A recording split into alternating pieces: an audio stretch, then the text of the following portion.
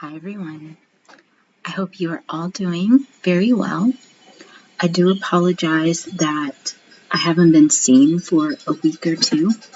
I've been, number one, very busy. I've been picking up extra work at my job, but another thing is I was really sick. I was sneezing, I was coughing, my eyes were sore, my nose was running, and I felt very, very lethargic, almost like the flu. But I'm sure what I had would have been gone in maybe 5 days. But since I wasn't able to take off of work and rest, it's stretched out maybe 14, 15 days. I'm still starting to feel a little bit better. I even got a scar because I was blowing my nose so hard and wiping with my paper towel. I gave myself some type of rash. So I'm feeling way better than I was previously.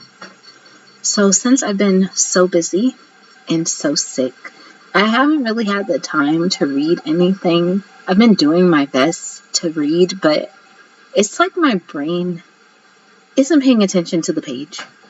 I keep reading the same page over and over. And I know I promised I would have a book review for Women's History Month, but I honestly feel that's not going to happen. So instead of doing a book review, I just wanted to have a discussion about my experiences of being a woman, living in a woman's body, lessons I have learned in this journey of womanhood. And if you are a woman and you want to share your experiences of womanhood, you can do so in the comments below. Or if there is a woman in your life, maybe my video can help you have a better understanding of some of the things that she might be going through. I know that every woman's experience of womanhood is going to be different based off of their age, their background, their family ties, their religion, their political beliefs, the country that they live in, their race, all sorts of things. So even if there was a woman that had my race, my age, my almost identical lifestyle, she may have a different experience of womanhood than I have, and that is okay. We all learn our lessons in one way, shape, or form.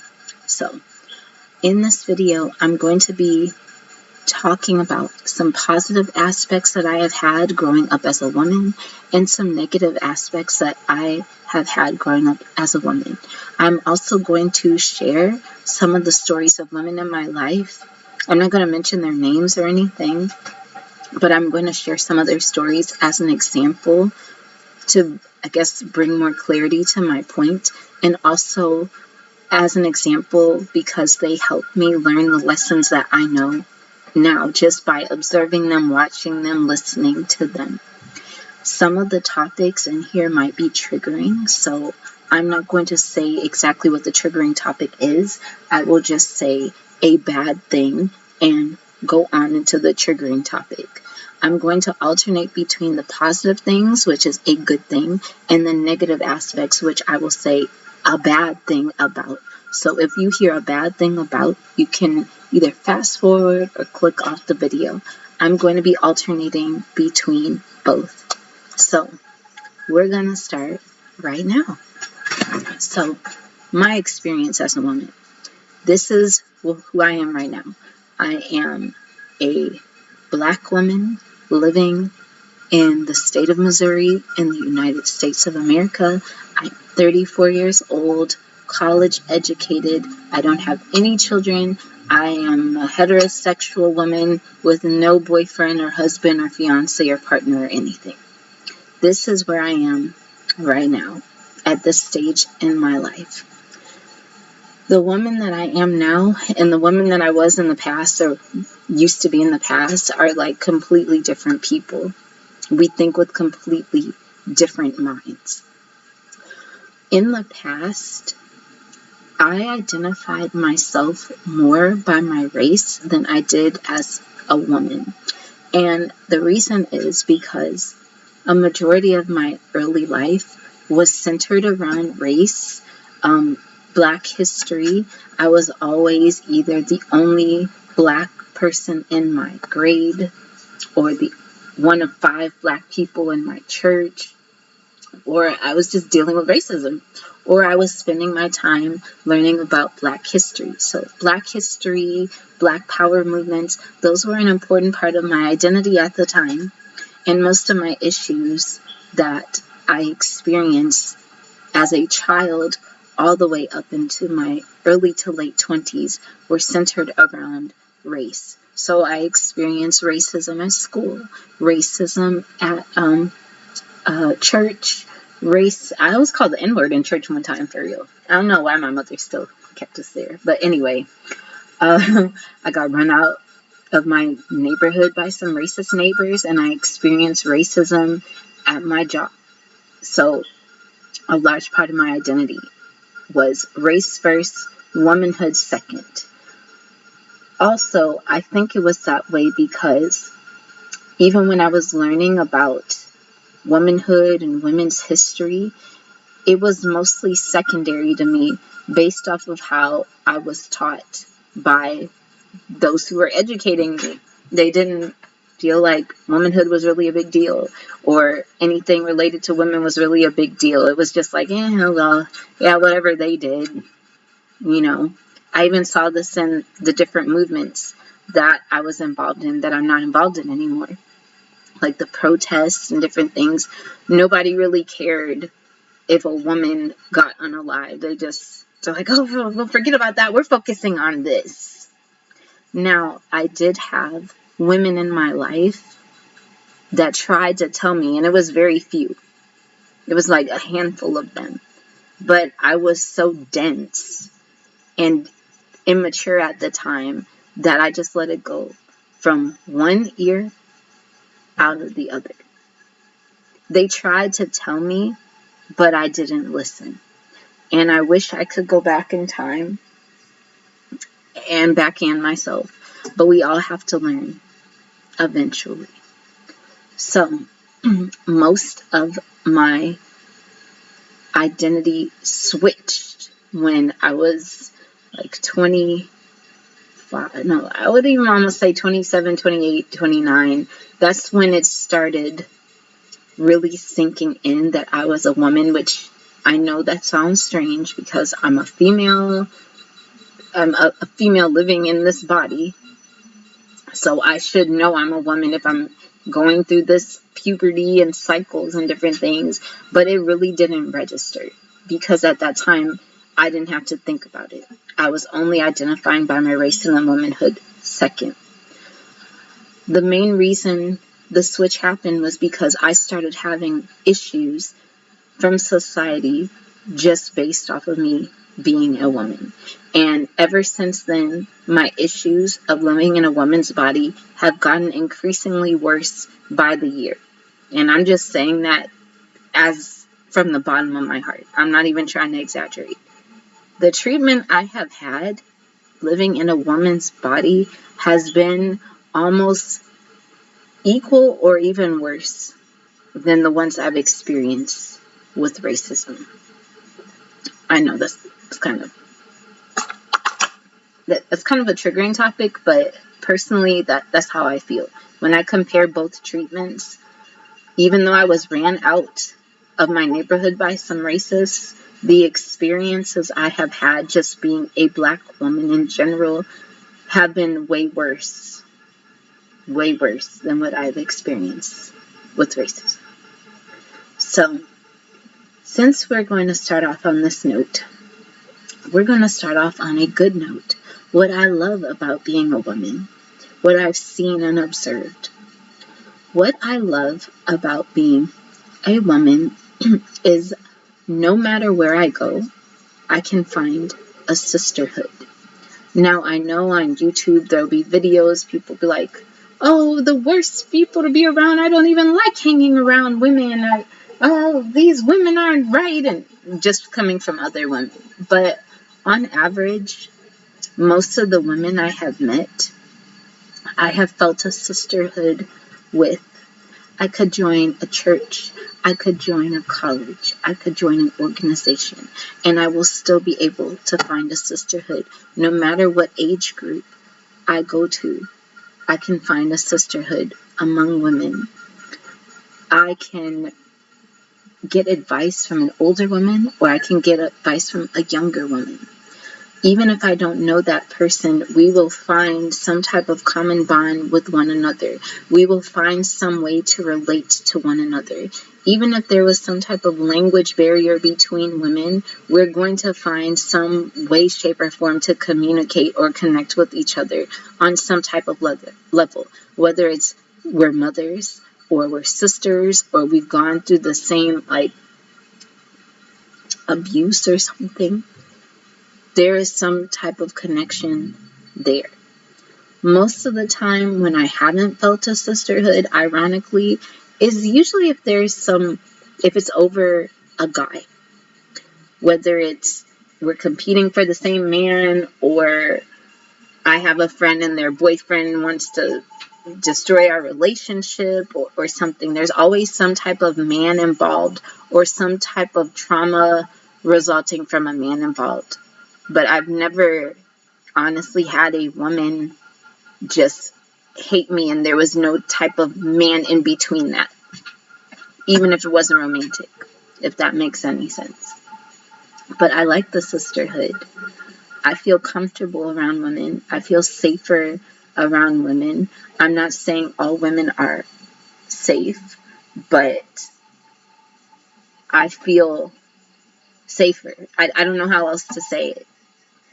I feel that a woman will do me right before anybody else.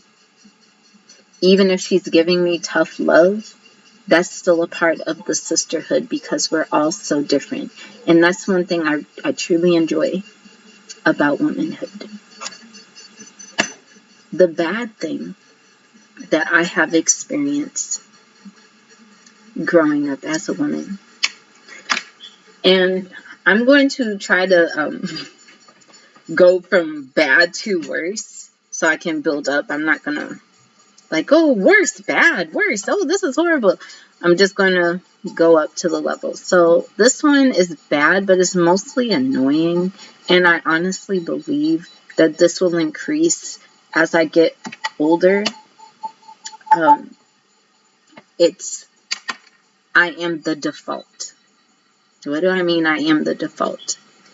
I am the default mother. I am the default person that will take responsibility. So, for example, I'm going to use other women as an example first. I've known women that have had a family and they are the default parent, meaning they are the parent that is taking all of the responsibilities. They are paying the bills, they're cleaning, they're cooking, they're doing all of this stuff. And the other parent, if they're in a heterosexual relationship, usually does the bare minimum. But since I don't have a family, my default has been people forcing responsibility onto me. One example I had was one day I was at work. I was in the back. I was actually busy working on something. I was pretty busy. Nobody could see me except one customer that came in. At the front was a guy, and he was free. He was available to help. So this person was like, I need help. And they're like, oh, okay, I can help you. The guy. It's like, no, I need her to help me. I'm busy. Why do you need me to help if you're asking the same question? I feel I've been forced into positions where I have to mother a person. I've been pressured into babysitting. I've even had situations where I'll say something and nobody takes it seriously, but a guy will say the same thing and they'll be like, okay. I've had people sign me up to volunteer for things I did not want to volunteer for. I had one lady leave her whole toddler with me. She's like, yeah, you take her to the library. Girl, what? I remember one example, and this was an example that I completely forgot about. The person actually reminded me. There was a guy I liked in college. He injured himself, and he asked me, he said, hey, can you do my laundry for like 2 or 3 weeks? And I did it. I don't know why. If I could get a time machine and punch myself in the eye, I literally would do that. But I don't have a time machine.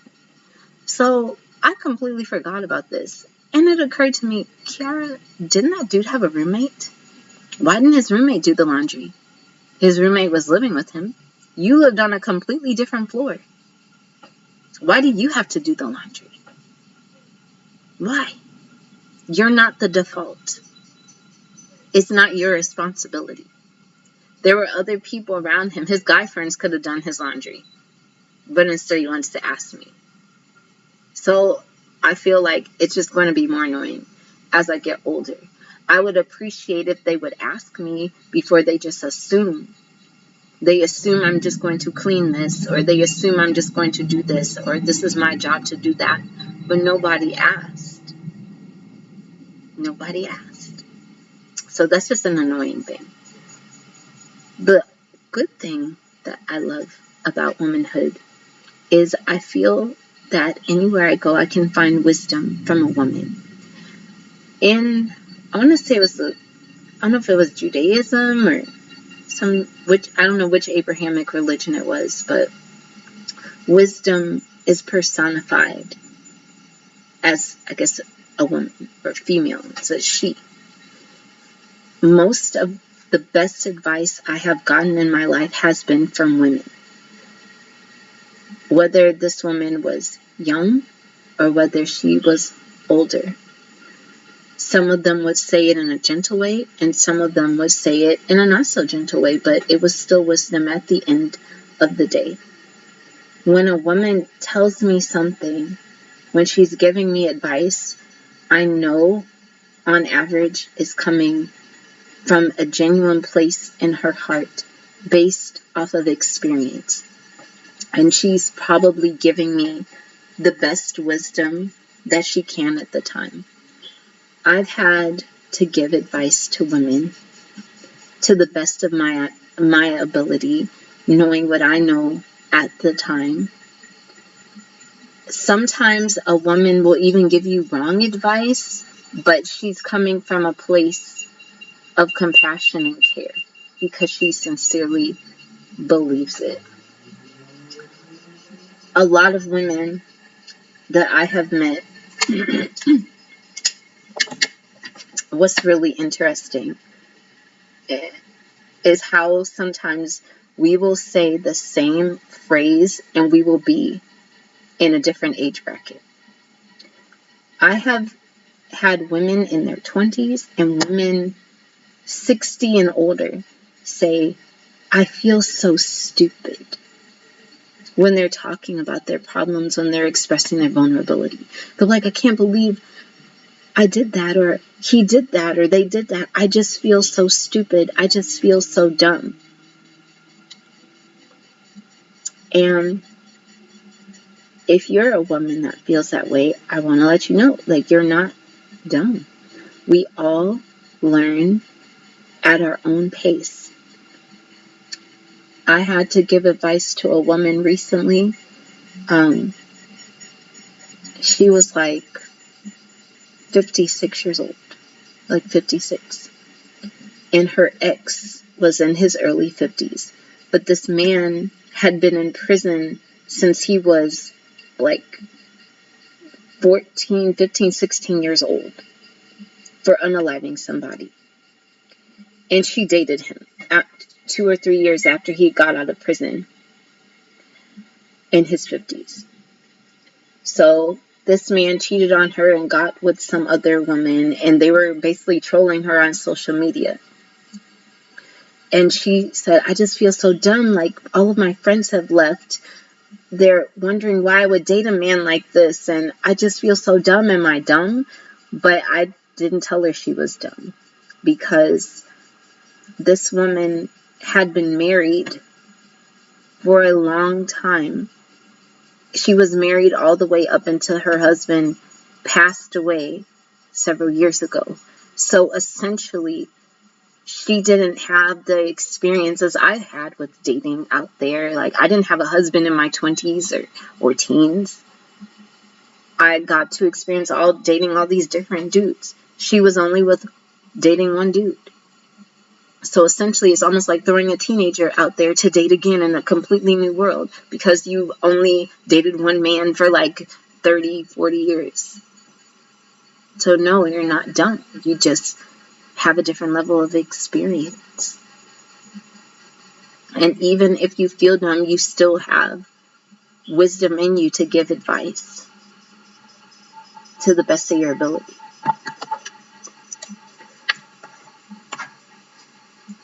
Bad thing about being a woman, which ironically didn't happen until I got older, is the body image.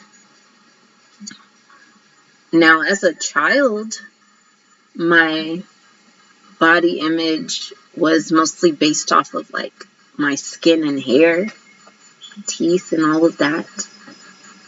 I was made fun of for my hair texture at the time, and people were obsessed with hair because we sold hair products to all the beauty salons and barbershops in St. Louis and stuff. So people were obsessed with hair in the 90s and 2000s. Black beauticians, black barbers, it was just like a lot. So a lot of my body image issues when I was younger came from just being around all these beauticians and barbers and the obsession with hair and how do you grow your hair and how do you make your hair work this way. But as I got older, it didn't really settle in with me until people started verbally saying what they wanted me to look like to my face, or what I should look like, or what a woman's body should look like. At a certain time, I felt kind of depressed. I don't know what else to say. It was just very overwhelming, so it led to depression. Because I felt there was nothing I could do to have my body accepted in whatever way, shape, or form it was. Every year it would be something different. One year you had to look this way. Another year you had to look that way. But that's because society is fickle. In the 1920s, they wanted you to be a flapper. They didn't want you to have any curves. They didn't want you to have any breasts. They didn't want you to have a butt. 50s, you had to have some type of curves. You had to be like Marilyn Monroe and the blonde bombshell, depending on where you were or which group you were in. Then in the 60s, you either had a little curvy body or you were skinny, skinny, skinny. In the 80s, it was all about breasts and big hair. Then you had the 90s, you either had to be skinny or you had to have a large butt. And now they want you to be a contortionist. They want you to have big busts, tiny hips, and like big butt. It's depending on which group you're in. Because there's still some groups that are like, you have to be skinny. You have to be like, your skin has to be white as snow. And there's nothing you can do to make society satisfied. They will always move the bar. They are insane. And that's what I figured out. And I've stopped caring. I knew I was going to accept how I looked. This is how I look. This is my skin color. This is my hair. These are my eyes. Some people want light eyes. I'm good with my eyes. They can see. I'm like, I have dark eyes. I can see out of them. They're great. I got my hair. I got some gray hairs, but I have my hair. I'm okay. I'm satisfied with my body. But it wasn't until I started really getting out in the dating world or getting more men coming up to me that my body issues really, really started.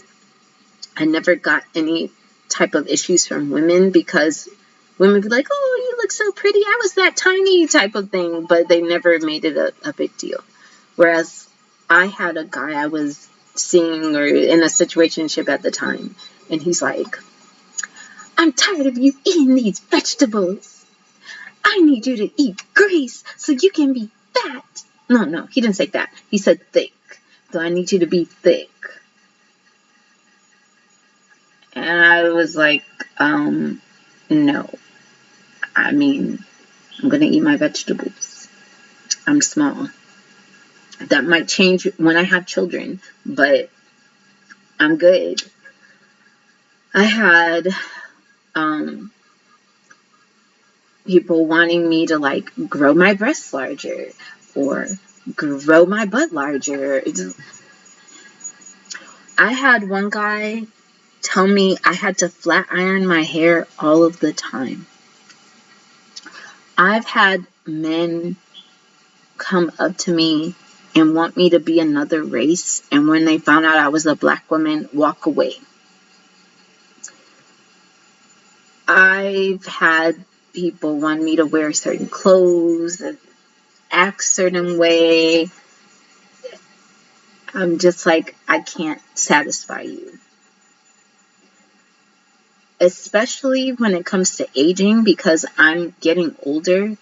I mean, it's a blessing to stay alive and see another year. But apparently that's so bad in the dating scene. I've had men that, when they found out I was not the age that they thought I was, treat me completely differently. And this is just coming from men. When it's with women, they'll be like, oh, you're still a kid, like in their mind. They're like, oh, you're still a baby. And this from older women. I've never really had a problem. But I've had some men, like, they thought I was 20-something. And when I tell them my age, all of a sudden the tone switches. I have mentioned this story before. I went on a date with this man in the political field. I did not know it was a date. I thought it was a meeting. And I found out that this is a date. So this man is in his early 40s. I was probably 30 at the time.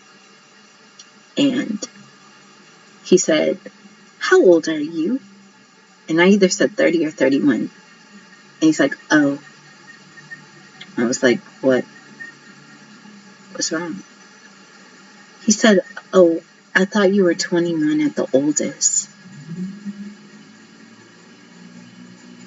And there was a little bit of silence. So is that a problem?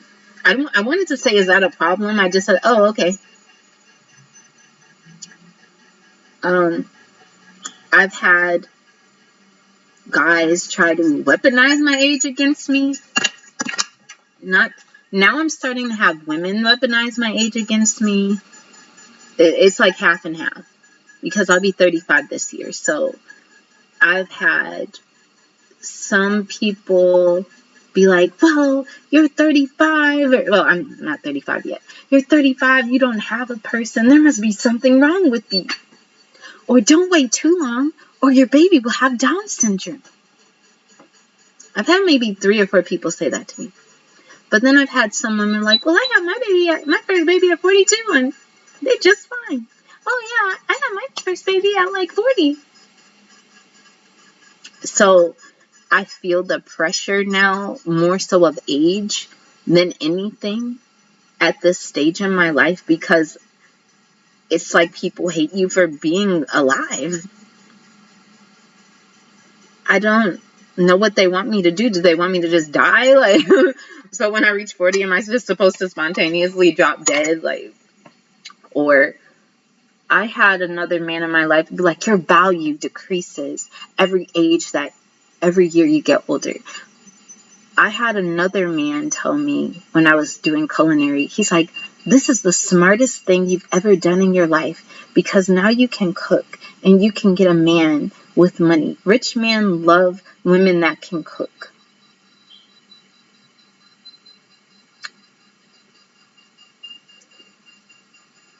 And I'm going to kind of segue into this never enough, because that's also part of this body image thing. Because I've had these experiences, at certain times I just felt I was never enough. And I know personally I am enough, just telling myself.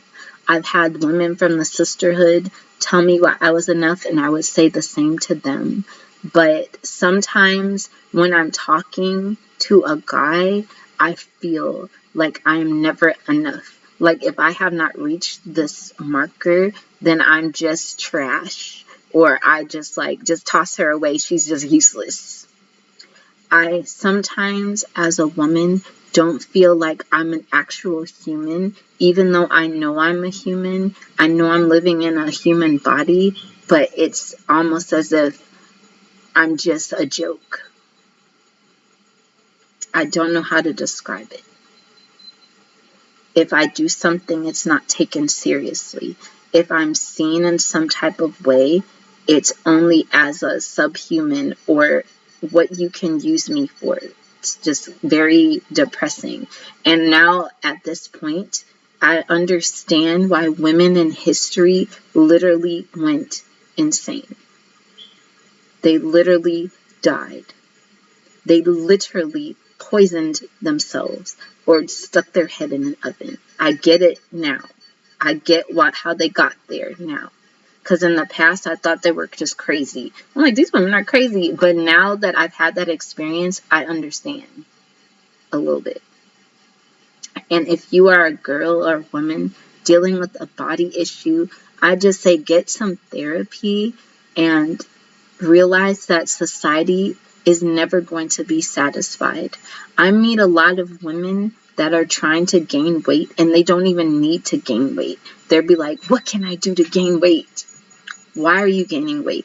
Every time I get to the end, the crux, the essence of why they're trying to gain weight, I'm like, were you sick? Did you lose weight because you were sick? Because they look perfectly healthy. At the end of the day, it's almost always about a dude. Usually like, oh, if I get this weight or if I get this, I will attract someone, or my guy wants me to be this way. Usually I get the true answer when I'm like, just tell the truth. Your body wants to hold the weight that it wants to hold. Some women, it's lose weight. Some women, it's like, I have to grow my hair because their hair has been made fun of because it's a different texture or something. Or women that are trying to lighten their skin. I've met that too. It's just very disturbing. And this is just from me being in my community, in the Black community. Now, in like the white community, because I was also in that, well, I'm not part of it, but I've been around it long enough. Same issues with weight, same issues with hair, body image, trying to look like this person, trying to look like that person. I'm just telling you, it's a game you will never win, no matter what race you are.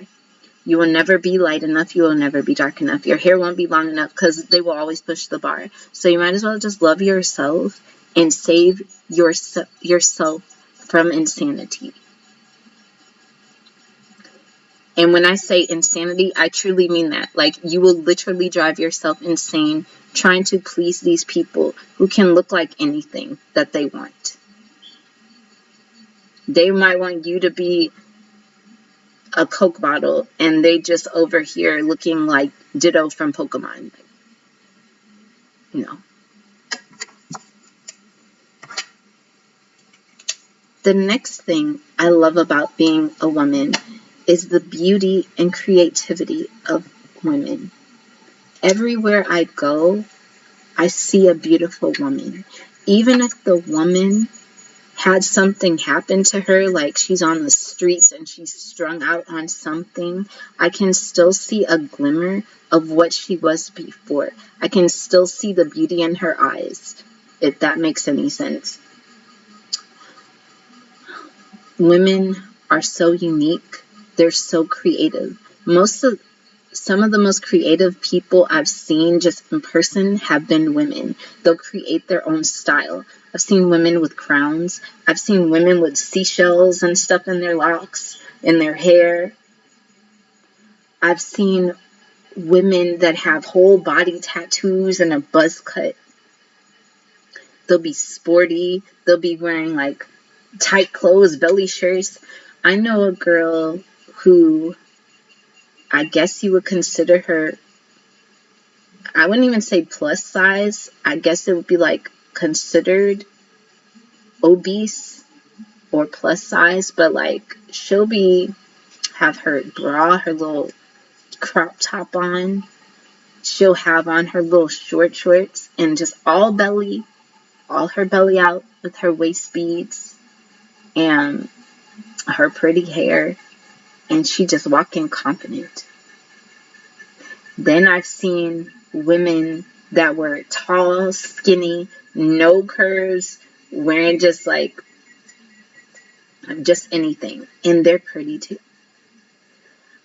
I get inspired by looking at these women because I get ideas on like styles, things to do with my hair. Even how I do my hair now, I started doing my hair because I was inspired by some of the photographs I saw as a child in books of hairstyles from Africa.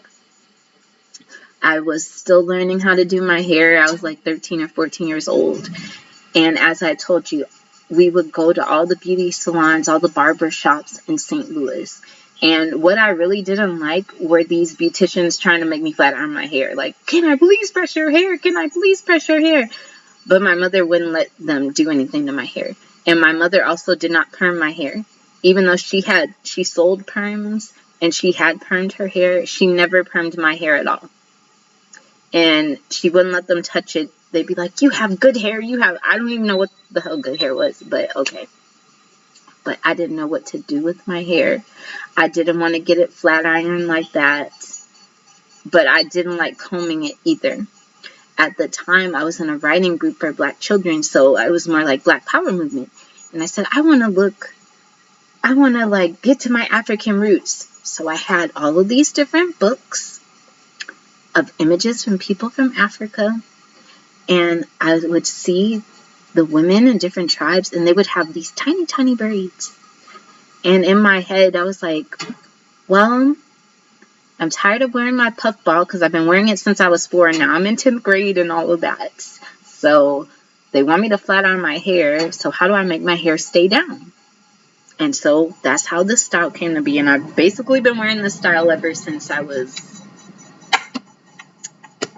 17 years old, 16, 17 years old. And it did help my hair grow. My hair, this is almost the longest my hair has been, if it's been longer.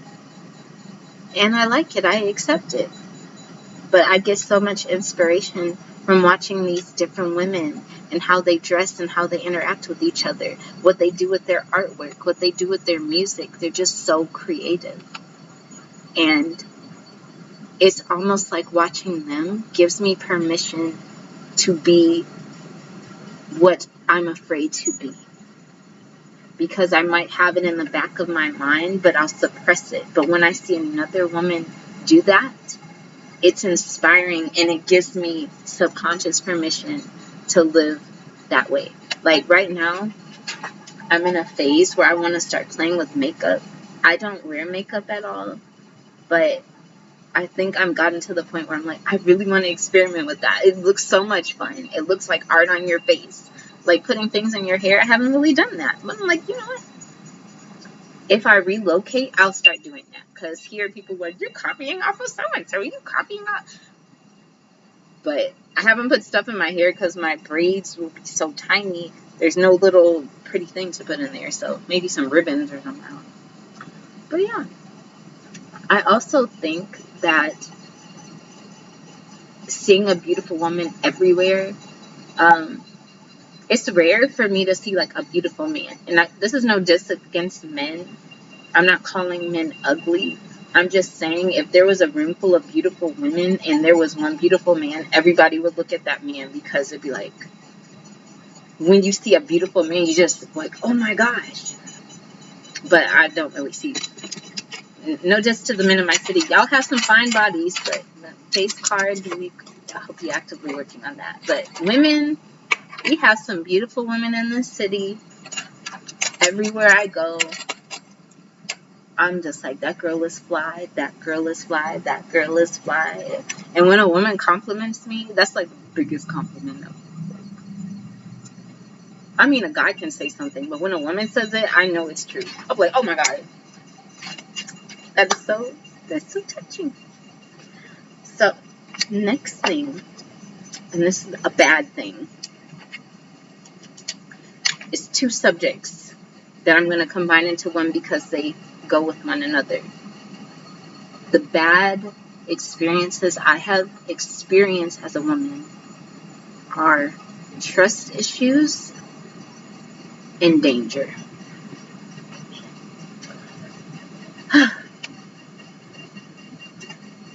I think, honestly, the trust issues and the danger that I have experienced are what woke me up to realize that I was a woman first. I used to just wander around being me. I don't know how to explain that. I know this sounds kind of dumb, but I used to just wander around being myself. And that's just how I was. I was like some little cherubim was half a brain. And it was like, I'm surprised I'm not dead. Honestly, I'm surprised I'm not dead. How close I have come to death's door. How close I've come to kidnapping. To being beat and jumped. It's a miracle. It's just a miracle. I'm still alive. So, one of the first, before the dangers and stuff happened, the precursor to any dangerous things I have had started off with trust issues. And the first trust issues really started, I would say, when I was 14, but it didn't officially start until I was in my 20s. So let's talk about the 14-year-old. When I was 14 years old, I probably looked like I was 12. Because sometimes people be like, oh, I thought you were 10 when I was 14. Oh, I thought you were 10 years old. I thought you were 9. No, I was 14 years old. The first, and most of the danger has come from guys. And this is not a diss against guys, but this is just my truth as a woman. And some of the danger has come from women, but I've only had maybe 2 or 3 cases of that.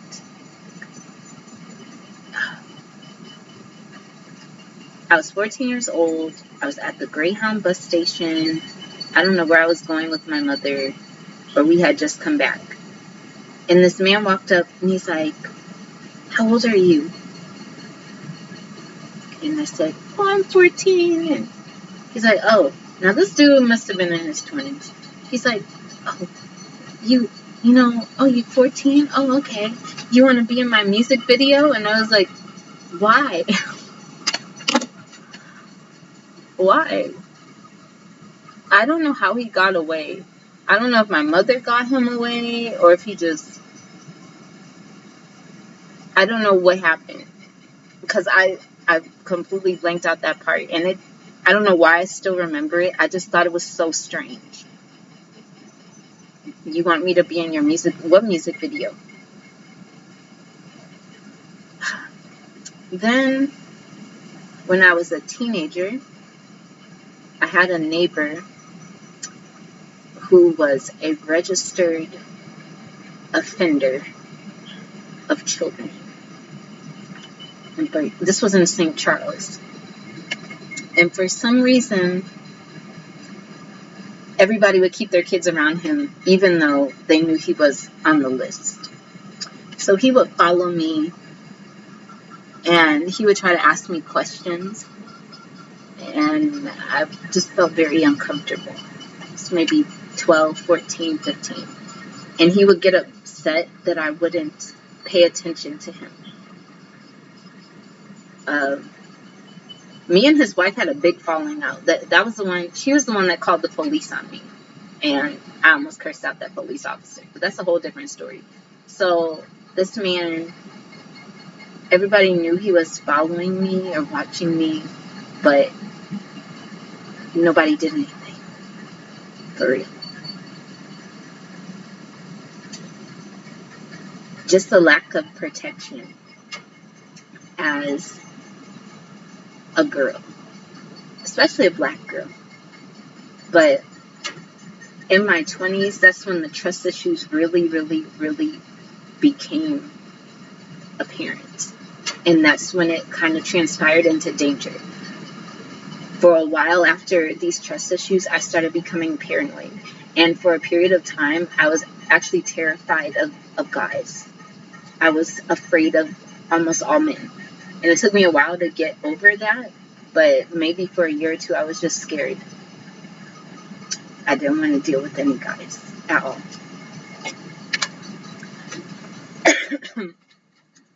I had trust issues in my living environment. I had a next door neighbor that liked me. I lived by myself because my ex had moved out into my enemy's house and stuff. That's our whole array of trust issues. Like with relationship issues, that's a whole nother topic of my trust issues. But this is just overall societal for me as a woman. Because I would not give my neighbor the time of day. He would ask me out every single day. And I said, I'm not interested. I'm not interested. You're 35 with 2 baby mothers. Why would I date you? I'm 27 years old at the time. 26, 27. And one time I was showering and he knocked on my shower window. But he was drunk. Now, fortunately, my friend, who was from out of town, was visiting me, and he opened up the door. He's like, "Who are you?" And this dude was like 6 foot tall and really stocky, played rugby. So that man was scared as hell of this dude. He's like, "Oh, I'm sorry, man." But this man, because I would not give him the time of day, broke into my house. Or he got a group of people to break into my house, and they stole my laptop. And then after that, they stalked me. That's when my paranoia started. When I moved to my next apartment, these kids with children of their own broke in and they stole all the food from my fridge. They didn't steal any money, but they stole my food. So I just started becoming very paranoid at that time. I had men trying to jump me. I had men grabbing my hair. I had them walking up, had them try to grab me. I had people stalking me, throwing things at me. And I just started feeling so much danger. I began feeling super, super extra paranoid. I started to understand the stories of the women in my life when they were sharing their stories of danger. I even started becoming afraid of the men in my friends' lives. One of my friends had a man, he was banned from the state of Missouri. He tried to unalive her. My other friend, her ex tried to, I assume, unalive her. I had my friends' boyfriends try to come up to me.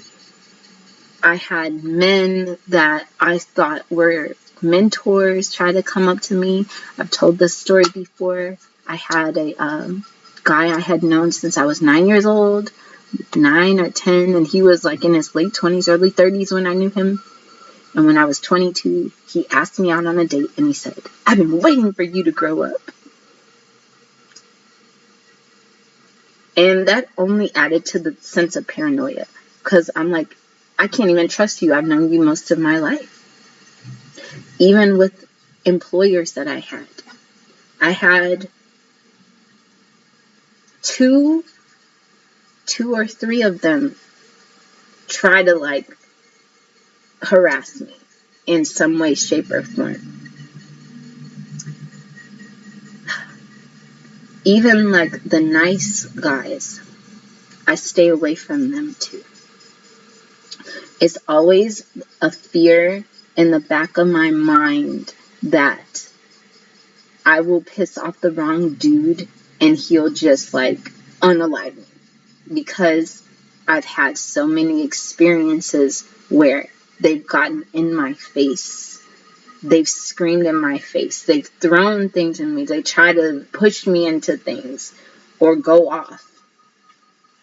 I had one nice dude who, he asked me, he would always give me a ride to the store. I didn't ask him. He's like, oh, you need a ride? I'm like, oh, okay. And I was like, well, thank you. And he bought one of my art pieces. And I'm just like, well, thanks. He asked, could we go to the movies? I was like, oh, no. It's like to hang out. He was like, we want to hang out as friends. I was like, no. How are you going to get mad at me by giving you the same answer 5 million times?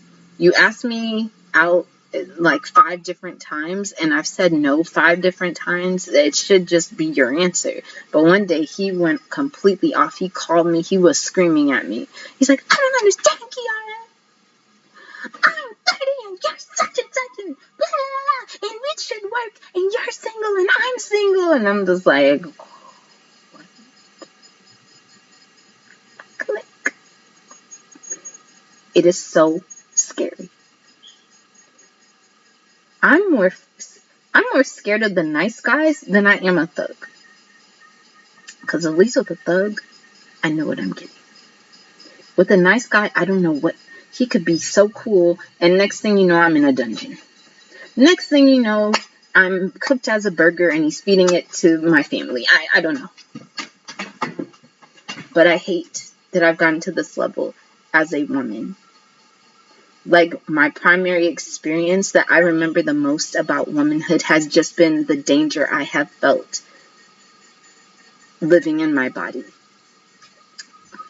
Feeling like people feel I'm obligated to just give them something. Like, oh, I helped you out. Now you have to give me your number. Oh, I did this. Now you have to give me your body. Even if I've verbally said no, it doesn't matter. Experiencing these things have changed how I communicate in general. I communicate with women like differently, but if it's a guy, I try to be very direct. I used to just wait for the guy to make clear, because I'm not going to assume you like me unless you verbally say you like me. I'll treat you cordially, but you can't get mad at me for not reciprocating you liking me if you've never verbalized that you like me. If you haven't asked me out, how can I say yes or no? Which often it's no, but how can I say yes or no? You can't get mad if you haven't directly asked me. So when I talk to men, I am very direct. When I talk to them, I look for exits. And this is crazy, because I shouldn't have to do this with people. But honestly, when a guy comes up to me, I get like, I'll look at him, and then I'll look all around me, and I'll look on the ground in case I have to defend myself. I had a man about 2 years ago jump out of his car to start an argument with me. This man was married. He had his kids in the car. He was mad I had blocked him on Facebook 4 years before. I had completely forgotten about this man. He jumped out. It was like 8 p.m. I'm walking home. He jumps out of his car. Hey, Kiara, I haven't seen you on Facebook. First of all, what the fuck? What is going on? He was angry because him and his wife had driven me home in 2017. It was 2017. He asked, would I like to go to lunch? I said, sure, I'd like to go to lunch with you and your wife. No, just me and you. What about your wife? Oh, she's not my wife. She's just the mother of my kids.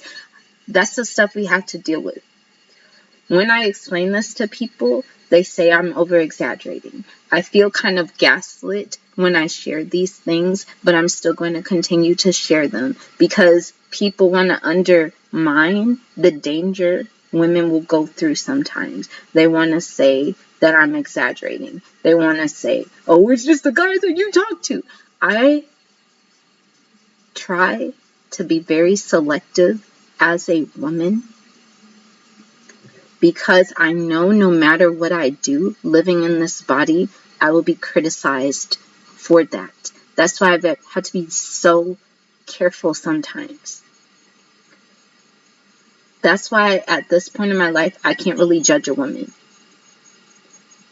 I try not to judge a woman. I try not to judge anybody by their past, but especially a woman, because yes, she might have been an exotic dancer in her 20s or her 30s, but now she's 60 years old. She's a whole different person. She's a mother now, or a grandmother now. She's a different mindset. I'm not going to just hold your past against you. Sometimes a woman will do one thing in her life and people will punish her for it for decades. She might have been wild in her 20s and people will still talk about it, even though she's like a 45-year-old nun or pastor or something with a loving husband and 8 kids that cooks meals every day.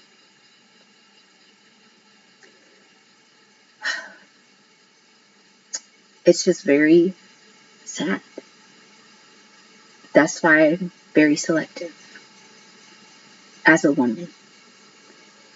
If I dated a man with a child and something happened, well, you shouldn't have dated a man with a child. If I get a donor to have a child, well, you shouldn't have gotten a donor because now the child has no father. If I don't have any kids, well, you shouldn't have waited so long. There's literally no way I can win. If I choose a nerd and he's wrong, well, you should have seen that he was bad. I'm just like, okay. I mean, I thought he was good. I mean, he had a job. He had a master's degree. He had no kids. He was attractive. He was intellectual. He was in my age group. Like, what more do you need me to, like, no criminal background? What more do you need me to find? Like, I thought on paper it was good. I avoided all of the thugs like you told me to do. I avoided all of the baby fathers like you told me to do. That's why at this point, I just don't care anymore what people say. And I've gotten to the point where I'm just going to do what I want. I don't care. Because they will never be satisfied. And I'm not about to destroy myself trying to please a person that will never be pleased, or trying to please a group that will never, ever be pleased. One thing I've learned also with danger is I always have to have my finances together. I always have to have money. I have seen women be financially trapped. I know at least 1 or 2 women right now who are financially trapped. They can't get out of their situation due to money.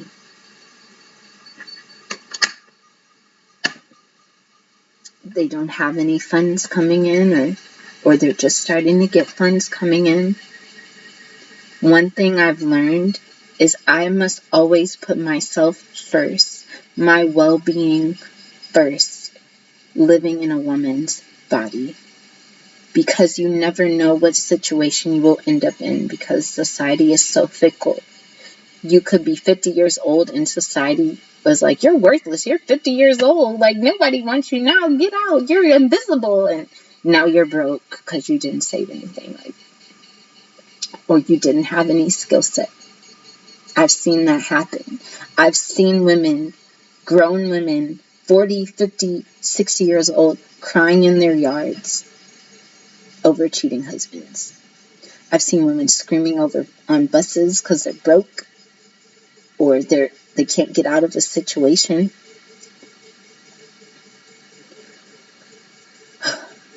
I've lost some friends just because I'm scared of their partners. I don't know what their partners are capable of, so I just stay away from them. The most tragic case of danger I've seen with a woman was my friend that threatened me, who's in an asylum right now. She was her whole life abused. Her entire life. and it drove her to insanity. And even though she tried to do me wrong, and she lied on me, and she tried to destroy my reputation, I still, like, in my heart feel sorry for her, because I knew that she had a very, very hard life. I think I only saw her cry one time. She was a very beautiful woman. Very, very attractive. Everywhere we went, people would just look at her like, whoa, she's so cute and stuff. She could make people do anything. She'd just smile at them, and they would just do whatever she wanted them to do. But that's one thing that's really been on my mind, especially as of late. Like, that girl, the most recent case, a girl in New York that got unalived, the twin girl, that just was so triggering, because she didn't see it coming. She just thought it was going to end like, oh, I'm just going to go off on this dude. She didn't see it coming. And I've had situations like that. I haven't had a man pull out a knife on me, but I've had them try to shove me in trash cans. I've had them throw things at me. I've had them get in my face and act like they're going to punch me or something. So it's just a very dangerous time. And I hate that whenever I think of womanhood, this is one of the things I think of. But I understand now the actions of the women in the past, trying to get rights, trying to make sure that they were financially secure, is trying to make a piece of something for themselves in the world, just to have some type of peace in their lives and security for themselves. I don't judge a woman for that anymore. I completely understand where she's coming from. Next, the good thing. The good thing. Hold on, my eye is so itchy. I'm trying not to fall asleep. I'm sorry. If you see me getting sleepy, my eyes are glazing over. It's like this crazy. But one good thing that amazes me about being a woman is sometimes when I'm sad, or I feel like, wow, society really, when I'm like 45 years old or 80 years old, society just gonna kick me to the curb. Like, you're useless. You can't have any babies anymore. Get out, the little girl. And so sometimes, to just gas myself out, I'll be like, I am the portal. I am the entrance into the world. And that's what makes me feel better. And what do I mean? I mean, like, I form you in my womb. Like, not all women can give birth, and that's okay. Not all women want to give birth or have children or anything, and that is perfectly fine. That is their choice, and that's what they want to do with their life. So I don't judge them for it. But all of us came here in two different ways. We were either pushed out of our mothers, or we were cut out of them via C-section. That's the only way we came here.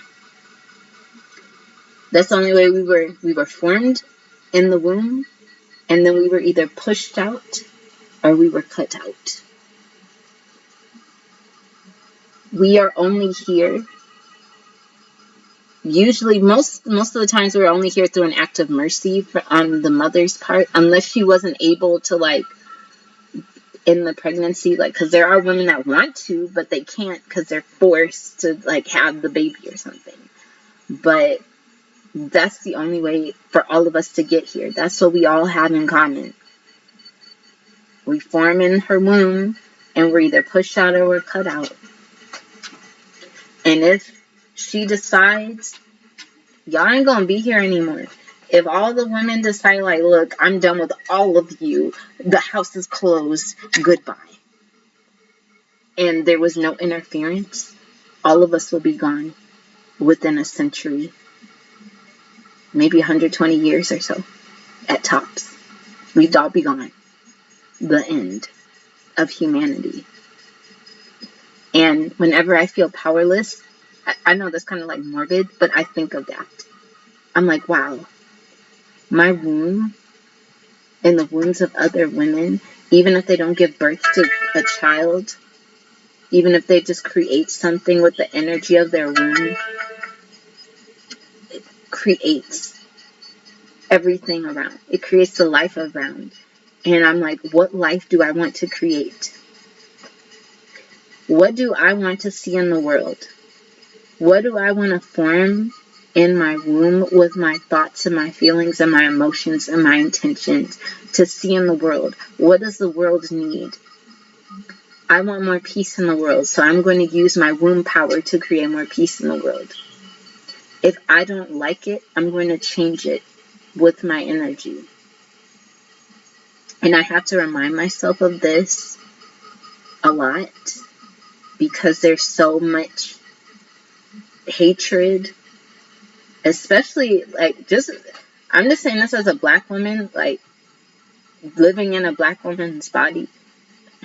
The hatred is so strong. At least where I am, the hatred is so strong and so deep and so cutting. Like if you want to feel like you're being gaslit every day, live in a Black woman's body. Just do it. Just live there. You know, like the average ones. But sometimes I look around my city and I'm like, I don't like this. I want to change it. How did this get here? What was formed in me to create something that created this? Does that make any sense? I think a lot of women are disconnected from their wombs, and that's why they'll be having a lot of their issues. The pain, the fibroids, the missed cycles, and because they hold the trauma in there.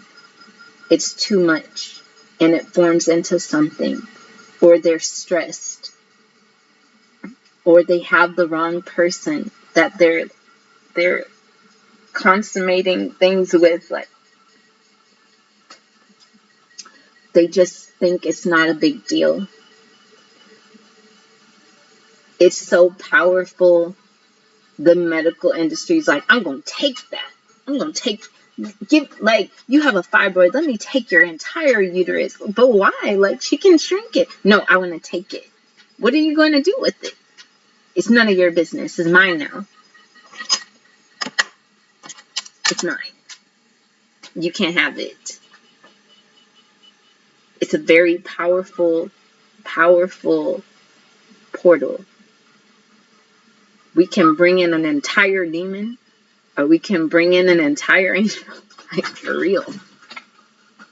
And that's why talking about this, all of these experiences as a woman, I try to heal from all of them.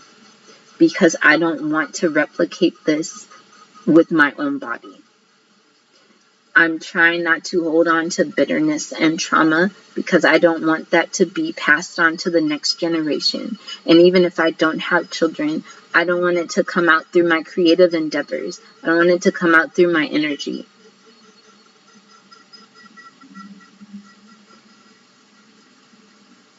Sometimes a woman doesn't step into her greatness because people want to undermine her power, or they want to make her play like she's small and like she's nothing. But the reality is, if she says you can be here, you're going to be here.